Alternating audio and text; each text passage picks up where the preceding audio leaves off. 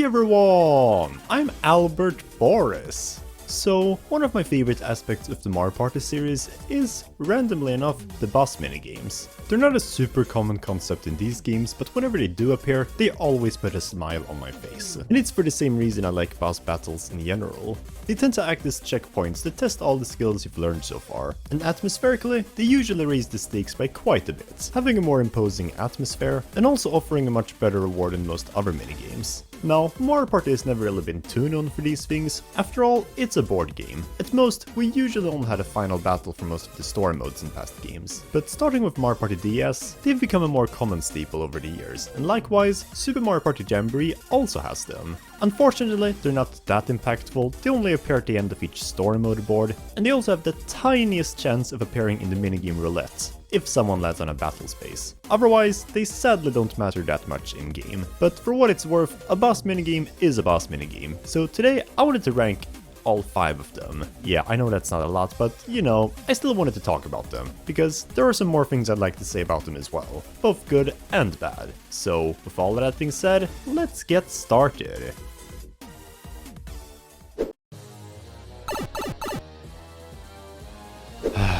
Now this one just makes me embarrassed that I just glazed these minigames. Coming in at last place, we have Bowser Crashers, the final boss? Okay, how did this happen? How is the last showdown the worst one? Well, look, I'm not even gonna sugarcoat this, but this is one of the most underwhelming boss minigames I've ever had to play in a Mario Party game. See, the thing about Bowser in this game, or well, technically Imposter Bowser, is that he's such a recurring character in the game that by the time you get to his boss fight, it doesn't really feel special anymore. He already has a bunch of dedicated minigames outside the boss, and there's even the whole Kaboom Squad mode, which is dedicated to taking down Bowser. So this battle just ends up kind of becoming one of many. But they could still try and make the boss fight interesting. Unfortunately, they didn't really. Literally, the only thing you're doing is hold in A, wait until you're glowing yellow, and then let go to launch yourself towards Bowser. And that's all there is to it. It's such a mundane setup for a final battle, and while he sometimes spits fireballs, he usually just stands there like an idiot, waiting to be struck. Why aren't you attacking more? And then halfway through, he just falls apart, and Kamek has to be the one to give him an energy boost. As if he couldn't get any less threatening. Then his health bar goes full again, and suddenly, I'm playing Princess Peach Showtime. Which, by the way, is an okay game. This phase is a bit more chaotic, as you now have Bob-Bombs and Bullet Bills invading the screen, but it's still just way too uneventful and easy considering the circumstances. I feel like this boss fight was only created because they realized they needed to have a final Bowser battle, because the whole concept is just so random and so unengaging that it kinda makes me astonished. Overall, easily my least favorite fight. Not quite the worst Bowser battle. After all, Bowser's lovely lift exists, and I will never forgive that bane on my nightmares, but it's just so boring.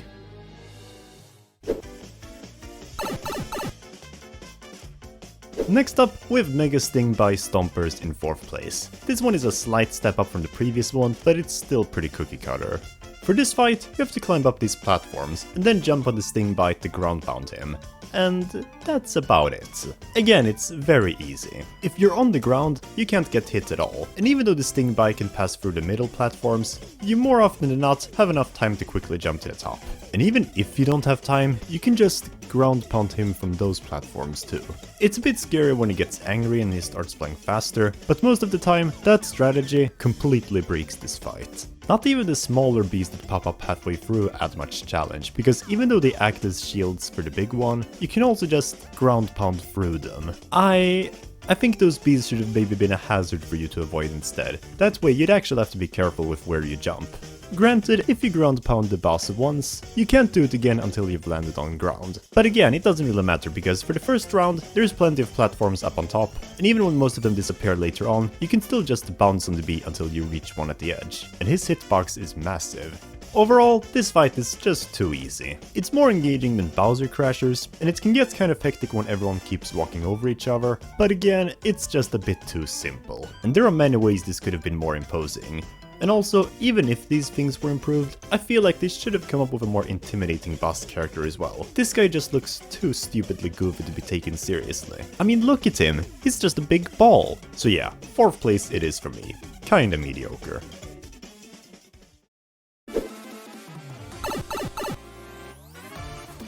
In third place, we have Mega Rocky Wrench Wreckers. Say that 5 times fast. This one is okay.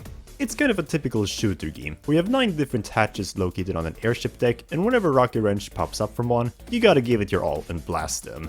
It's a straightforward concept, but not knowing where he'll appear from does add an element of mystery, as you constantly have to be mindful of which hatches are about to open. And even then, you can't be too sure, because sometimes he just fakes out and immediately goes back, but other times there will be multiple hatches rumbling, because there are smaller Rockies there, and they will throw wrenches at you that you need to deflect.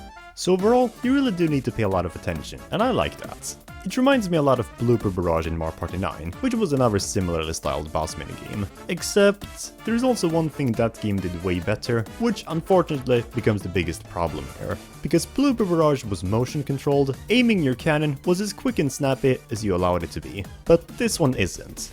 The max speed at which you're allowed to move your cannon is limited by the joystick, meaning that it feels much less intuitive to aim it. It doesn't feel awful, but I wish there was an option for playing it with gyro controls. With the Pro Controller as well, mind you.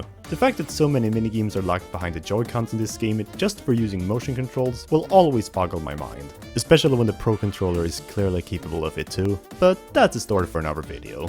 Overall though, I like what's it called? Mega Rocky Wrench Wreckers. Yeah, right. I enjoy it enough. It's flawed, but still pretty engaging.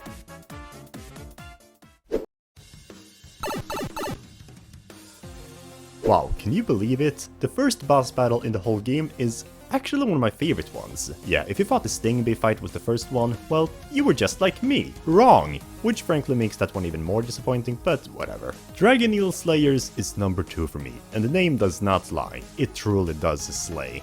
It's basically a way better version of Cheap Shot from Mario Party 9, which was already a pretty hectic fight in its own right. The thing I love about this one is just how dynamic its presentation is, as there are kind of 3 phases to each round. First, you're all on this jet ski and you need to collect as many green shells as possible, while also avoiding Cheeps and Urkins. It can get pretty heated when everyone is fighting to get the most shells, and after that, the Dragon Eagle starts whirlpooling around the track, trying to suck in as many people as possible. It's kinda easy to avoid, but it does get kinda nerve-wracking because of how big the vortex is. And then suddenly, he just lunges up to the surface, and that's when you gotta fire all the shells you've got.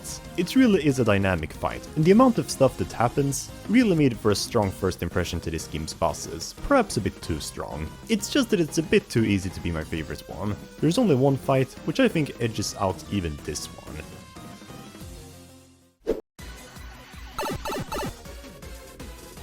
And that is Boss Sumo Bro Blitzers, and this boss minigame is amazing. What Dragon Eel Slayers may have lacked in difficulty, this one completely makes up for it. Once again, the presentation is stellar. The dark clouds surrounding you as you're far up in the sky really makes this battle feel especially dangerous, and I especially love the tiny sliver of sunlight that's barely passing through at the end, almost as if to say that the boss is what stands between you and brighter days. And the battle itself is also really chaotic. Not quite as dynamic as the previous one, but my goodness does it get intense, as you have to quickly assemble together this electric circuit, so that you can zap back the electrical charges this guy keeps dropping at you. And while you can't mess up other players' progress, you're still practically fighting each other, as whoever finishes up the circuit first also gets way more points for attacking, so there's a lot of pressure to be as fast as possible, and it's actually kind of challenging trying to figure out what the correct pattern is. By the halfway mark, there will be so many different possible combinations, and I love how you really have to think it through, while still being quick before anyone else. Or well, at least if you're with real people. For some reason, the computers always seem to know exactly what to do, which makes it kinda busted, but I still enjoy it in single player too. It just means I have to get better. In a nutshell, this minigame is basically like the King Bob-omb fight from Island Tour, but with multiplayer, which makes it only that much more exhilarating. And that, my friends, is my full ranking of the boss battles in Super Mario Party Jamboree. Overall, yeah, the bosses are kinda not that well handled in this game. 2 of them are absolutely amazing, but one is simply fine, and the other 2 are just forgettable. The fact that there's only 5 of them, on top of the fact that they're barely relevant to the game at all, is kinda sad. I get it, they were probably just trying to experiment with them to see what people's reception would be, but it's still disappointing just how half-baked they are into the game. It's cool that they exist for story mode, but even there, they're kind of underwhelming, because it doesn't matter if you win or not. Even if you're completely AFK, you'd still pass on to the next stage, as long as the other CPUs deplete the boss's health. Which technically makes sense in context, since everyone is helping to get back the mini-stars. Also, based Mario Party 9 reference?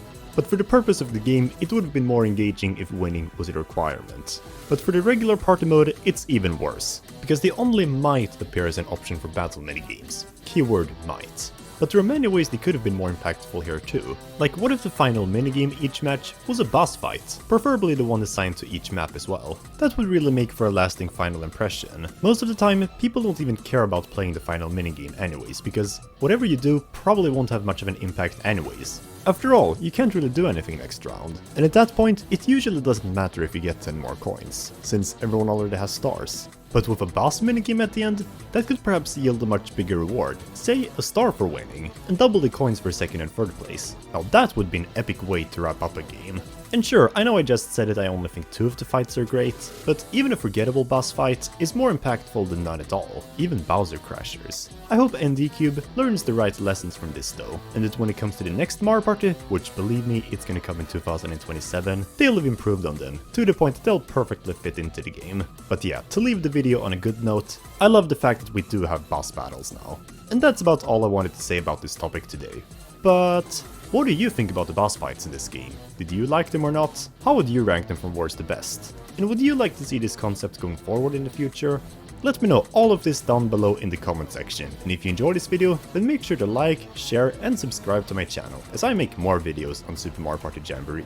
Follow me on Discord, Twitter and Patreon, and I'll see you all soon. Until next time.